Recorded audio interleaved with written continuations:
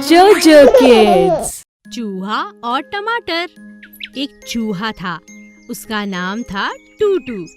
टूटू को टमाटर खाना बहुत पसंद था। वो जब देखो तब बस टमाटर खाता रहता। कुछ भी उसे टमाटर से ज्यादा स्वादिष्ट नहीं लगता। रसीले टमाटर खा के मजा आ गया। एक दिन टूटू की माँ ने उसे कहा, तुम जब देखो बस टमाटर ही खाते रहते हो, ये अच्छी बात नहीं है। तुम्हें भी बाकी बच्चों की तरह सब कुछ खाना चाहिए। माँ, ये तुम क्या कह रही हो? मुझे कुछ और अच्छा नहीं लगता। मैं बस टमाटर ही खाना चाहता हूँ, और यहाँ तो इतने टमाटर हैं। किसी और चीज को खाने की क्या जरूरत? नहीं टूटू, तुम्हें सब कुछ खाना चाहिए। सभी चीजों में अलग अलग गुण होते हैं। माँ के बहुत समझाने पर भी टूटू नहीं माना। और एक दिन जब टूटू अपनी नानी के घर सबके साथ कुछ दिन रहने गया। नानी, खाने में क्या है? खाने में बहुत कुछ है। सब्जियां हैं, गुलाब जामुन है, मिठाइयाँ हैं और फल भी है। मगर इसमें टमाटर तो नहीं दिख रहे। टमाटर कहाँ हैं? टूटू बेटा, यहाँ आसपास कहीं पर भी टमाटर नहीं मिलते। तुम और कुछ खा सकते हो। उदास होकर टूटू बोला, मुझे और कुछ अच्छा नहीं लगता। उदास टूटू बिना कुछ खाए अपने भाई बहनों को खाता देखता रहा। इतना स्वादिष्ट खाना है। नानी, आपका बहुत बहुत शुक्रिया। टूटू, तुम क्यों कुछ नहीं खा रहे? टमाटर नहीं है तो क्या हुआ? टमाटर से भी ज्यादा स्वादिष्ट खाने की चीजें हैं। एक बार मेरे कहने पर खाकर तो देखो। टूटू बुरी तरह फंस चुका था। उसे बहुत भूख लगी थी, मगर बिना टमाटर के वह किसी भी चीज को खाना नहीं चाहता था। मगर नानी की बात मानकर टूटू ने एक अंगूर का दाना खाया। नानी, ये तो बहुत स्वादिष्ट है। मैंने कहा था ना, खाने में और भी बहुत चीजें होती हैं जो स्वादिष्ट होती हैं। हमें खाने की एक ही चीज पर निर्भर नहीं करना चाहिए। आप ठीक कहती हो। मुझे और अंगूर दो। मैं बहुत सारे अंगूर खाना चाहता हूँ। रसीले अंगूर, टमाटर से भी ज्यादा स्वादिष्ट। और इस तरह टूटू ने अपनी आदत को बदला और वह सब कुछ खाने लगा। एक बड़े से अमरूद के पेड़ पर गौरैया चिड़िया अपने अंडों के साथ रहती थी। एक एक करके चिड़िया के अंडे बाहर आने लगे। चिड़िया यह देखकर बहुत खुश थी। उसके प्यारे प्यारे चूजे उसे और प्यारे लगते थे। चिड़िया रोज सुबह उनके लिए खाना लेने जाती और शाम को बड़े प्यार से वह खाना उन्हें खिलाती।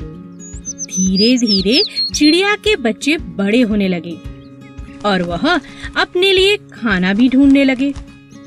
कई दिन बीत जाने के बाद भी एक अंडे में से चूजा अभी तक बाहर नहीं निकला था।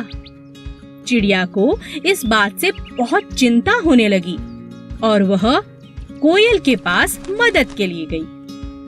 बहन कोयल, बहुत दिनों से मेरे अंडे बाहर आ चुके हैं, लेकिन उनमें से एक अंडे में से चूजा बाहर नहीं आया। मैं क्या करूं? मुझे बहुत चिंता हो रही है। ऐसा तो मैंने भी कभी नहीं देखा। ऐसा तो मैंने भी कभी नहीं सुना बहन। चलो स्वामी जी के पास चलते हैं। उनके पास इसका कोई ना कोई हल जरूर होगा। चलो चलते हैं। हाँ, चलो। चिड़िया और कोयल स्वामी जी के पास मिलने पहुँचे। नमस्ते स्वामी जी, आप कैसे हैं? क्या बात है? कैसे आना हुआ? मैं तुम्हारी क्या मदद कर सकता हूँ? चिड़िया सारी बात स्वामी जी को बताती है। अच्छा, तो ये बात है। चलो मैं चल कर देखता हूँ। चिड़िया, कोयल और स्वामी जी घोंसले के पास पहुँचते हैं। अरे ये क्या? ये कोई अंडा नहीं है। तुम्हें अपने अंडे को पहचानने में जरूर कोई भूल हुई है। मुझे लगता है यह एक खिलौना है। मैंने कई बार गांव के बच्चों को इससे खेलते हुए देखा है। मेरा भरोसा करो और इसे एक बार नीचे फेंक कर देखो। नहीं नहीं स्वामी जी, इस तरह तो मेरा अंडा फूट जाएगा। नहीं नहीं चिड़िया रानी, मेरा भरोसा रखो, ये एक खिलौना ही है। चिड़िया ने दिल पर पत्थर रखकर स्वामी जी की बात को मान लिया। स्वामी ने अंडे को लिया और जमीन पर जोर से फेंका। अंडा फूटा नहीं, बल्कि वह टप्पा खाने लगा जैसे कोई गेंद हो। सच में वो एक खिलौना, एक गेंद ही थी। यह देखकर सभी हंसने लगे। मेहनती किसान। एक गांव में गोपाल नाम का एक मेहनती किसान रहता था। उसके पास एक छोटा सा जमीन का टुकड़ा था जिसमें वह खेती किया करता था। उसी खेत में 2 चूहे भी रहते थे। अरे भागो यहाँ से, भागो, तुमने मुझे परेशान करके रखा है। गोपाल उन चूहों को जब भी भगाता, वही चूहे शाम तक दोबारा लौट आते। अरे भाई, हम कहाँ जाएं? इन खेतों के अलावा अब तो ये खेत ही हमारा घर है। दोनों चूहे खेत को छोड़कर जाना नहीं चाहते थे। एक दिन अचानक गोपाल के खेतों में आग लग गई। अरे ये क्या? ये आग कोई बुझाओ, बचाओ बचाओ, कोई मेरी मदद करो। मेरी सारी मेहनत बर्बाद हो गई, मेरे खेत जल रहे हैं, कोई मेरी मदद करो। हे भगवान, ये मेरे साथ क्या हो गया? चूहे भी वहाँ से दुम दबाकर भागने लगे। बेचारा गोपाल, कितनी मेहनत से उसने खेती की थी, सारे खेत बर्बाद हो रहे हैं।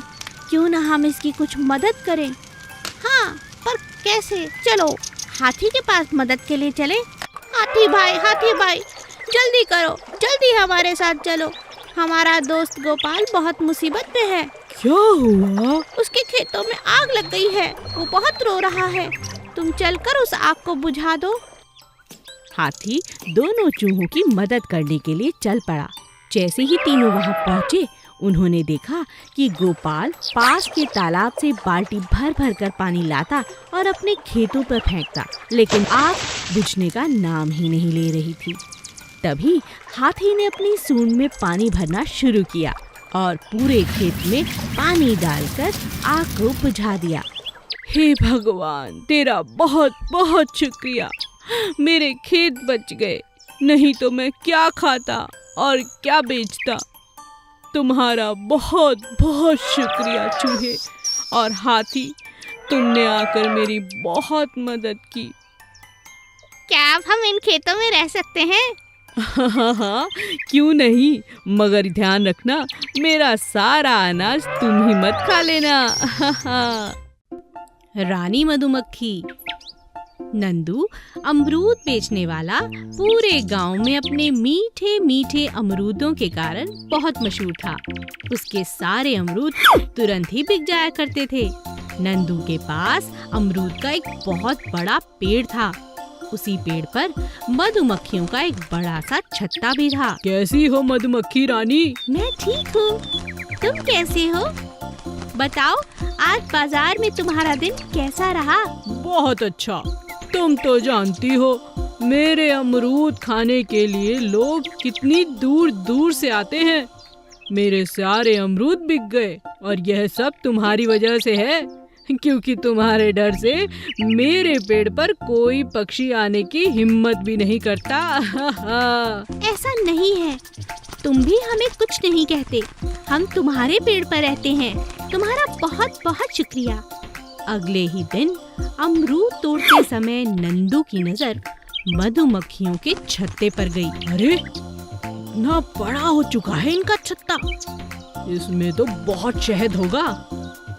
अगर इसे बाजार में बेचा जाए, अच्छे पैसे मिल सकते हैं। नंदू के मन में लालच आ चुका था। अच्छा, कुछ करना होगा। आज रात को जब मधुमक्खियाँ सो रही होंगी, तो इन्हें भगाकर पूरा शहद निकाल लूंगा। बेचारी मधुमक्खियाँ इस बात से अनजान थीं। रात के समय नंदू जब हाथ में मशाल लिए पेड़ की तरफ बढ़ा, तभी अचानक रानी मधुमक्खी की आँख खुल गई। अच्छा, तो ये बात है, इसे अभी मजा चखाती हूँ। और रानी मधुमक्खी बिना डरे तुरंत बाकी मधुमक्खियों को उठाने लगी। चलो इसे मजा चखाते हैं। सारी की सारी मधुमक्खियाँ नंदू के पेड़ के पास पहुँचते ही उस पर हमला कर देती हैं। नंदू दर्द से चिल्लाने लगता है। अरे बचाओ, अरे बचाओ, अरे मैं तो यूं ही आ रहा था पेड़ के पास, मुझे छोड़ दो, अरे रानी मक्खी मुझे छोड़ दो। लालच बुरी बला है। बंदर और मगरमच्छ। एक सेब के पेड़ पर एक समझदार बंदर रहता था। पेड़ एक नदी के किनारे पर था।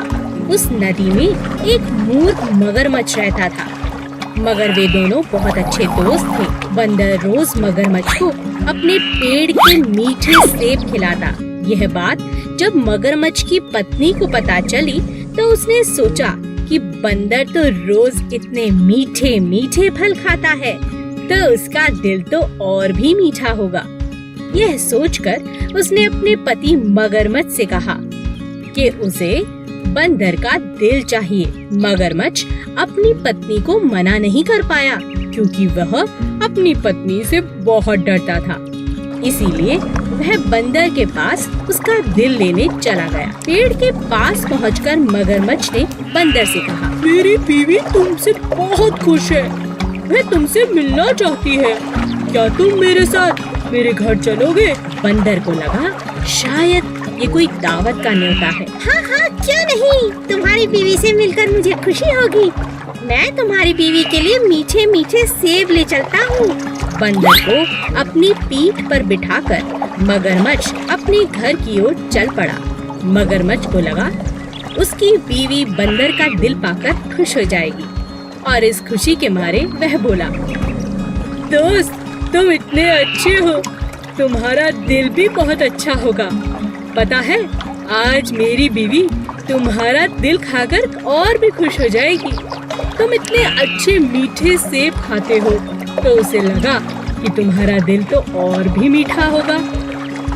बंदर तुरंत समझ गया कि जरूर दाल में कुछ काला है।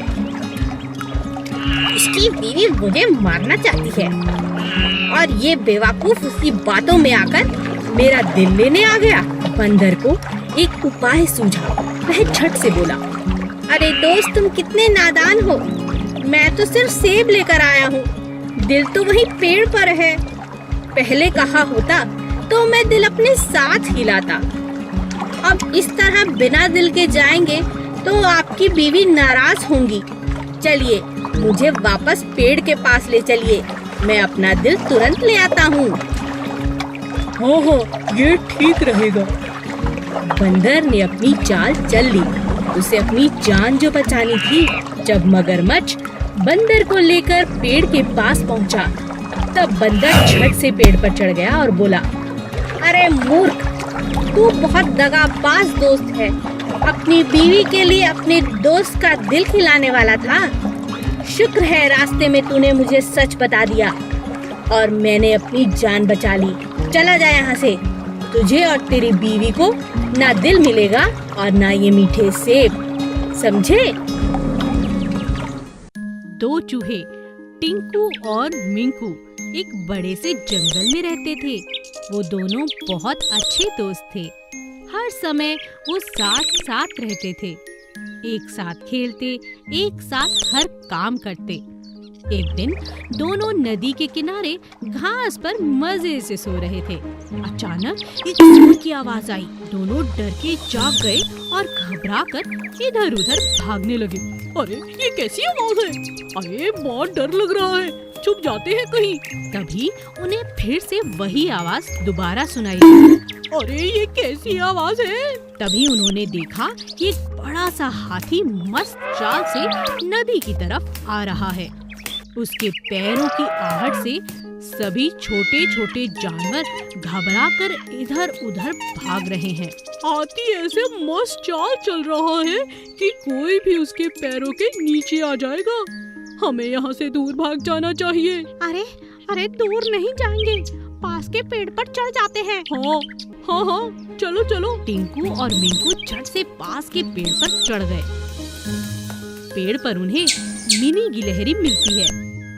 अरे तुम दोनों मेरे पेड़ पर क्या कर रहे हो? चलो भागो यहाँ से। अभी चले जाएंगे, जरा मस्त हाथी को यहाँ से जाने तो दो। नहीं नहीं, अभी जाओ। तुम लोगों ने मेरी बहुत मूंगफलियाँ चुरा कर खाई हैं। आज यहाँ मेरी मदद चाहते हो? जाओ यहाँ से। दोनों को पेड़ से नीचे उतरना पड़ा। अरे कहाँ छुपे? चलो इस छोटे से बिल में घुस जाते हैं। नहीं नहीं, यहाँ तो सांप है, यहाँ नहीं जाना चाहिए। तो कहाँ छुपे? अरे जल्दी कुछ करो, जल्दी कुछ सोचो। हाथी तो इधर ही आ रहा है। आज तो हमें मरने से कोई नहीं बचा सकता। इतने में गिलहरी ऊपर से कहती है, अगर तुमने कभी अच्छे काम किए होते तो आज तुम्हारे दोस्त होते और सब तुम्हारी मदद करते। सदा सबका भला किया करो दोनों, समझे? हाँ समझ गए। समझ गए। Please subscribe.